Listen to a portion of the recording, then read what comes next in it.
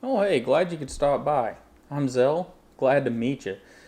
Today, I'm going to be talking about large EDC or tactical knives, and I'm glad you could join me.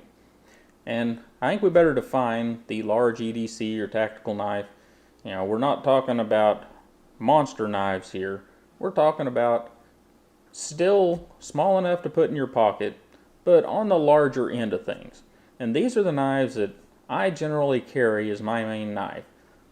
They are all in the 3-inch or longer blade, 3 to 4 inches, and most of them are around 4 ounces, give or take a little bit. And to get into this category, as far as I'm concerned, it can be a heftier knife with a 3-inch blade, or just a knife that has more size to it. You know, something to define it from the medium size EDC knives. Most of those medium ones are really light, thin little knives that are easy to carry. Some of these, for some of you, may be a larger challenge to carry, but let's get a look at them. So come on in here and let's start this countdown. Starting with number 5 in our full-size EDC knife countdown, we have the Kershaw Camber. I really think that this is one of the most overlooked knives out there. It's all aluminum, has that inset liner lock, and for heavy tasks, the way that this is set up, that may be a problem. As Rob has pointed out, if you're doing any torquing, you might be able to unlock that thing. But for general EDC tasks, this thing is wonderful. And it's one of the most reasonably priced S30V knives out there. And not only is it S30V, but it is beautiful. It has a nice flat grind here, a nice swedge up here. This knife is just very elegant, I think is the word I would use. And comes with a deep carry pocket clip with 0 branding, so you can clip it onto your slacks or whatever and not advertise for anybody, which I really appreciate Kershaw doing that in a knife like this. It lets you, like I said, put it on with that pair of slacks and not have any advertisement sticking out. A couple of minor knocks on this thing. It's tip up, left or right hand carry. For right hand, they left the Track Tech, this texturized stuff, out, so it slides in and out of the pocket very easily.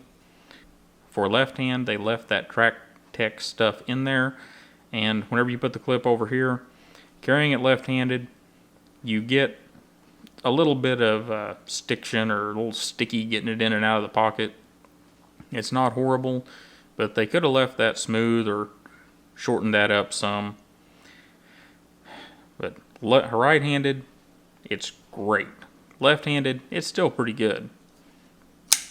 The speed safe system works well, and that S30V in a knife that generally retails around $70 is great. All aluminum construction. It's just a very nice knife. And we'll move on. And number 4 is a Spyderco Manix 2 Lightweight. As you guys know, I really love this knife. It's just under 3 ounces and has that CPMS 110V blade in it.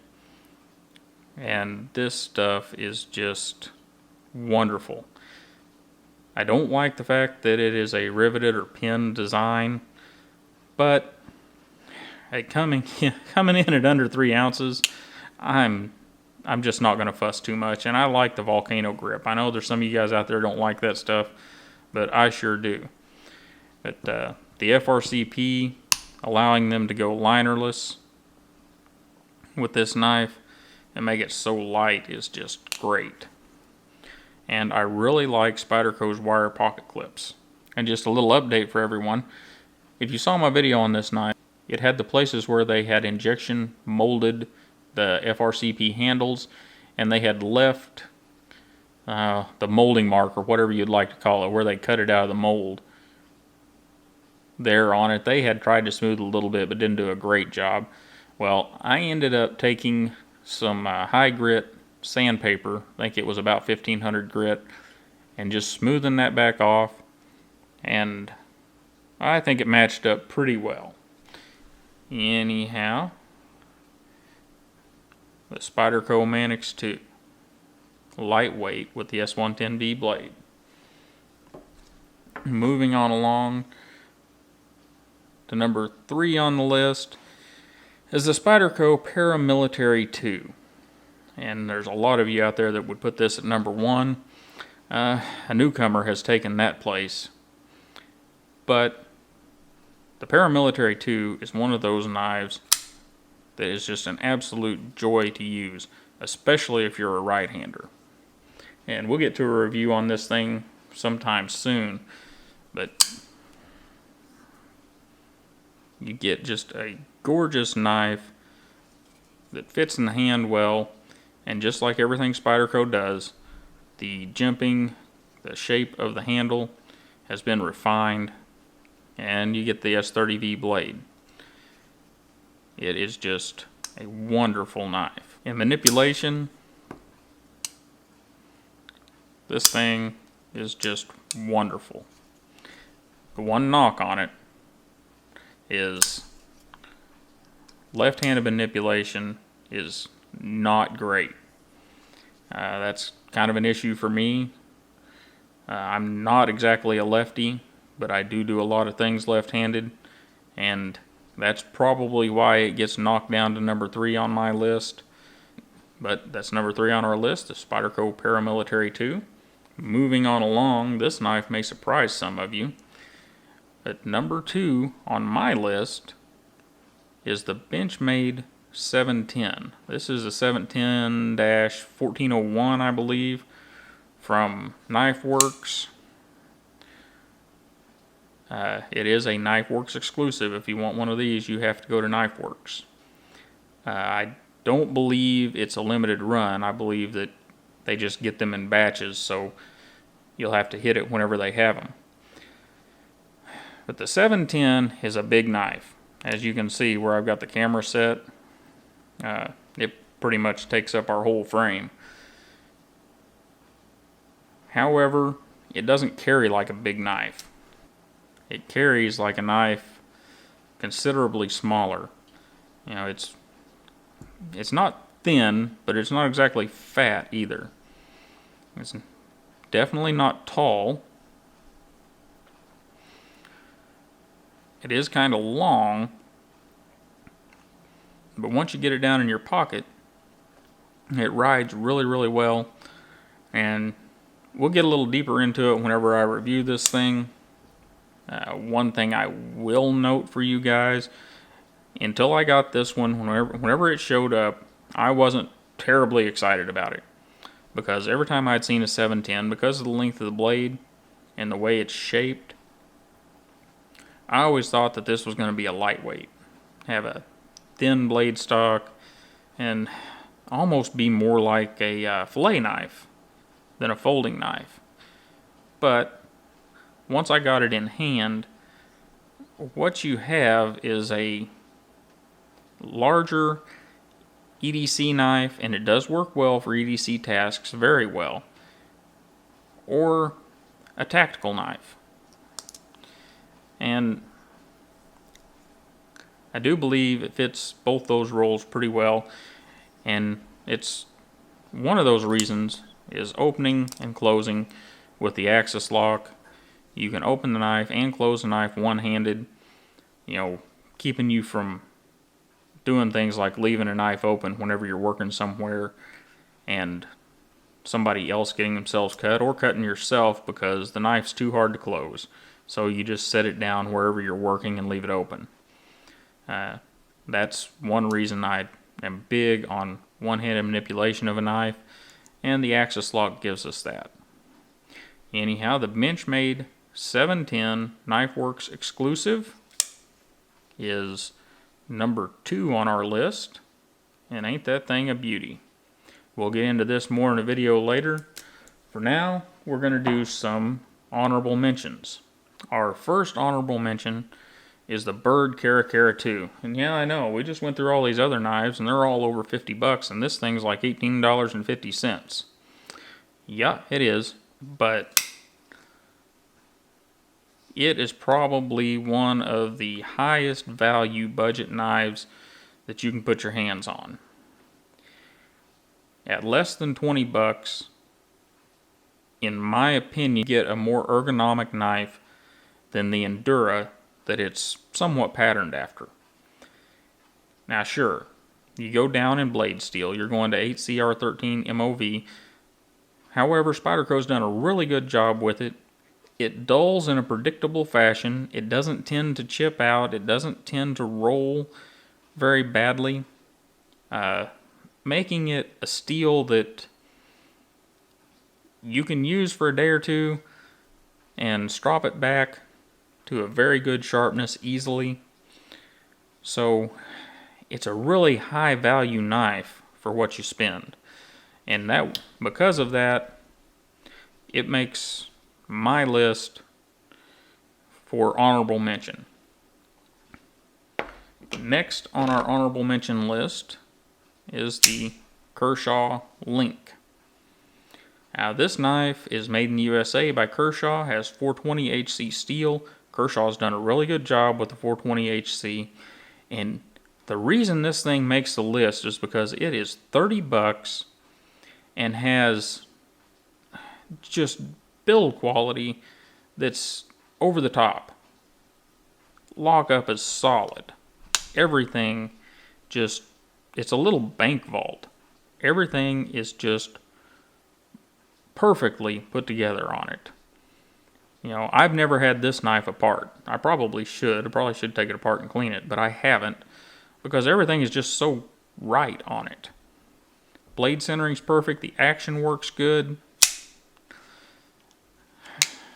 You know, the only downfall that this knife had was the kind of bad pocket clip it had. It was just a straight kind of a butter bar type pocket clip that left quite a bit of the knife out of your pocket. Now this one, for whatever reason, didn't get snagged on things, but in the 2015 camp kit that Kershaw put out, they had some kind of little 3CR13 knife in there that was pretty much junk, but it had this deep carry clip on it that happened to fit on the Link. And so I put it on here. And Kershaw has moved to, they have the Tonto version, they have it in a black wash, they have it with aluminum handles. You can now get it for 2016 with a half serrated edge. I believe if I were going to buy another one, that I would get the regular drop point. However, this Tonto is a little different than what you get out of many of the Tontos. It has just a slight amount of belly in it and makes it a good EDC knife. Alright, enough about that one. Let's move on to our last honorable mention. The Ontario Rat Model 1. And if you watch the medium-sized EDC knife countdown, the Rat Model 2 made the list of top 5.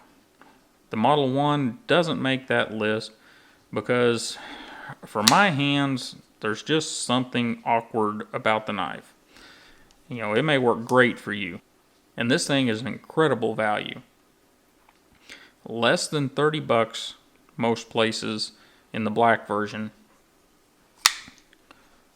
AUS 8 steel. And, you know, that really pretty fine edge that AUS 8 gives us.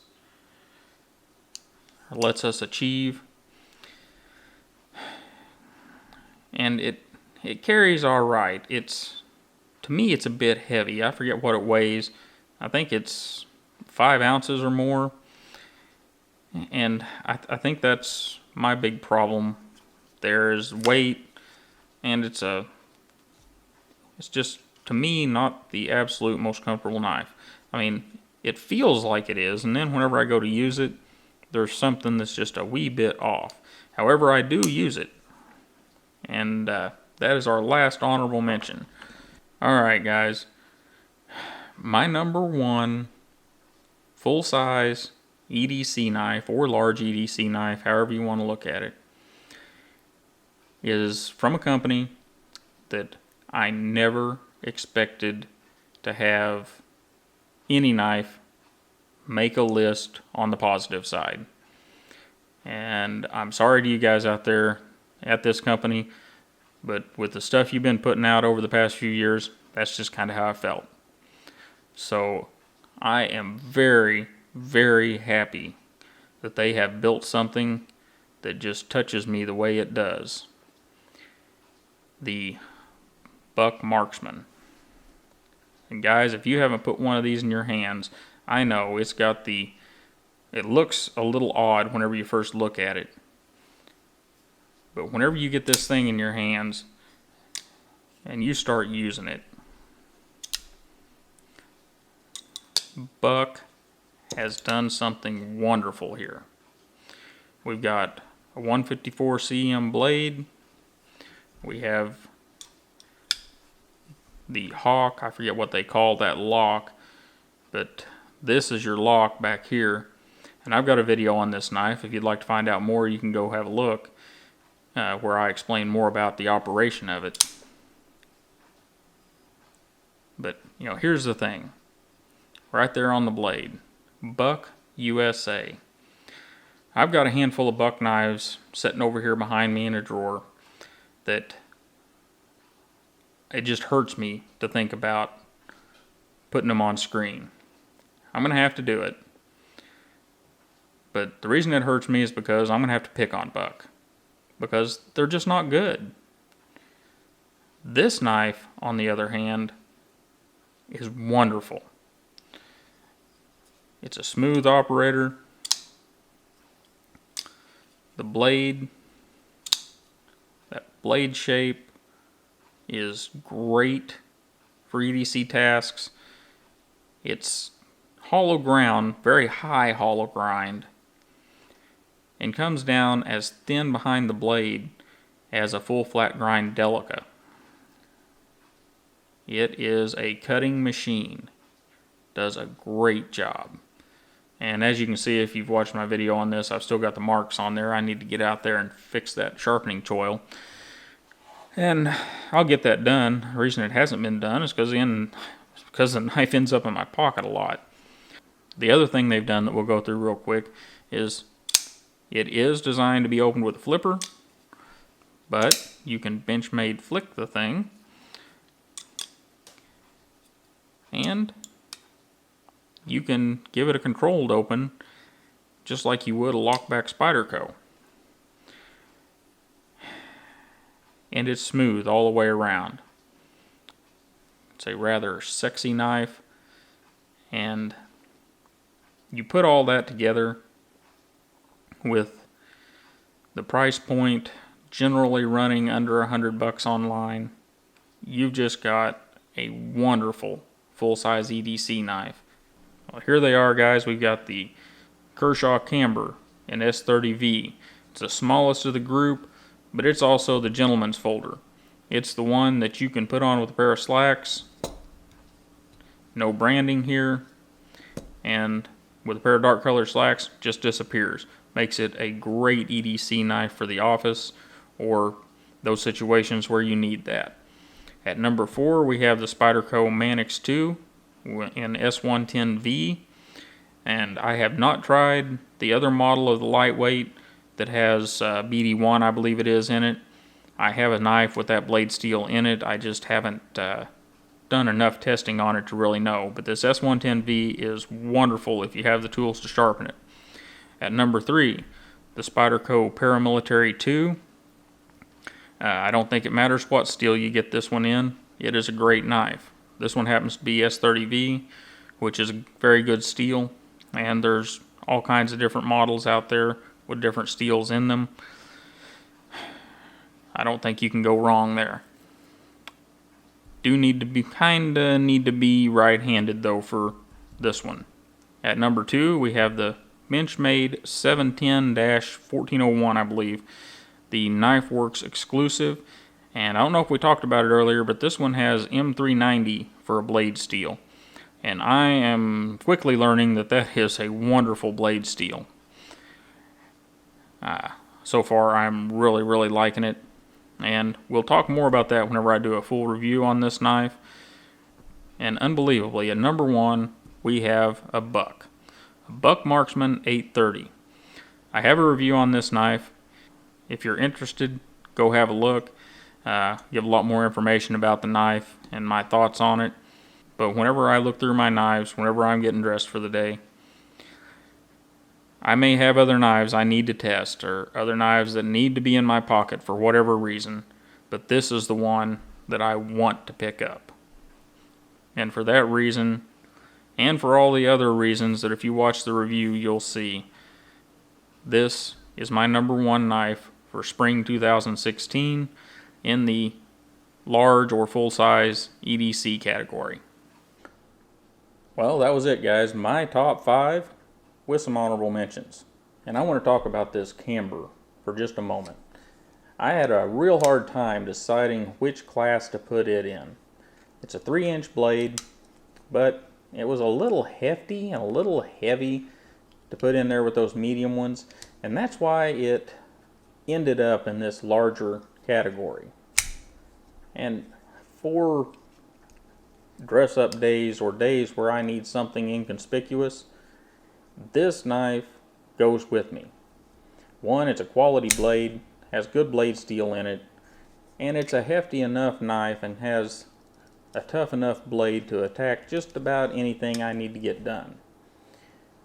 However, it still has that bit of elegance to it and no advertisement whenever it's sitting down there nice and low in your pocket. You know, the big surprise to me was not having the Mannix 2 lightweight at the top of the heap. I carry this knife a lot, and you know, I really like it. It's one of my favorites. But this thing has just nabbed me. I mean, this Buck, whenever we started this back last year, and I looked over Buck's catalog, I had some Bucks laying around, but nothing spectacular. I had looked over Buck's catalog, nothing terribly interesting, and then I saw this thing and got to handle it in a local cutlery shop.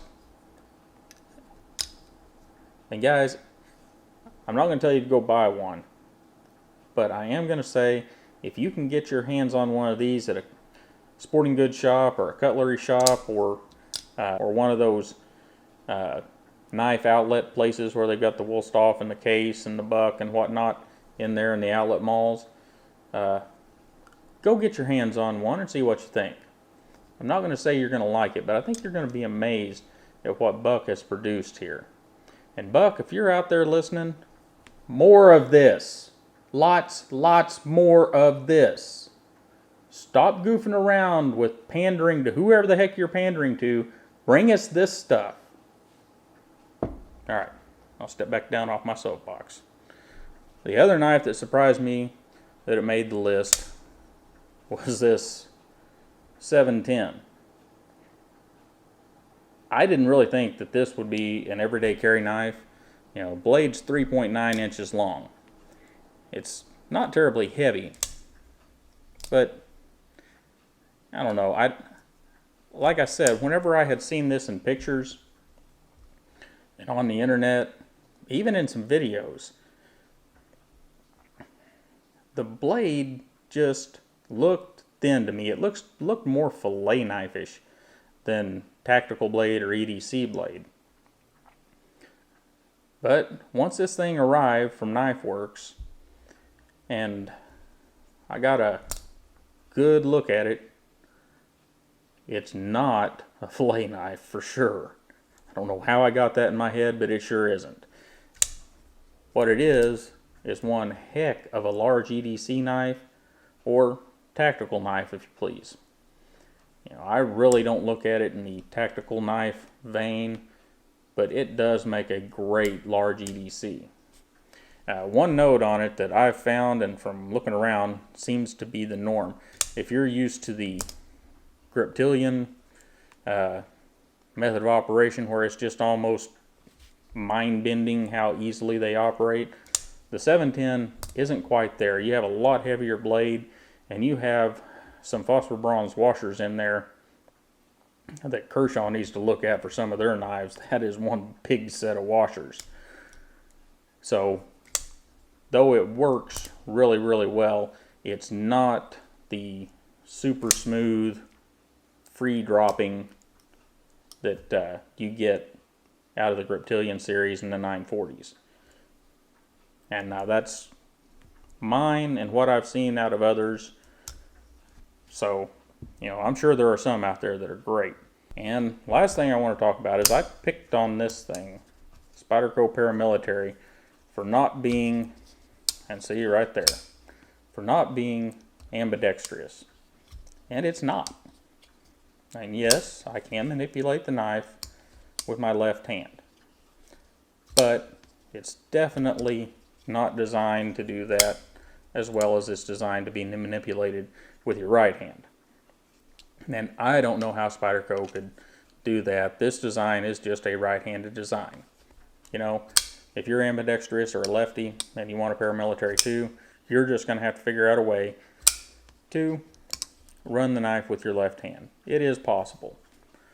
One other interesting thing I've found with this knife and playing with it is right-handed.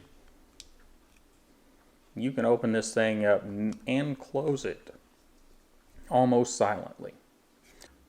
Anyhow, guys, I'm going to stop rambling. Number one right now, buck Marksman. Surprises the heck out of me that buck's on top. I appreciate you guys stopping by. Hit me up on those social media links down there in the description. And here on YouTube, don't forget to like, share, and subscribe. We got a lot more headed your way. I appreciate y'all being here, and have a great day.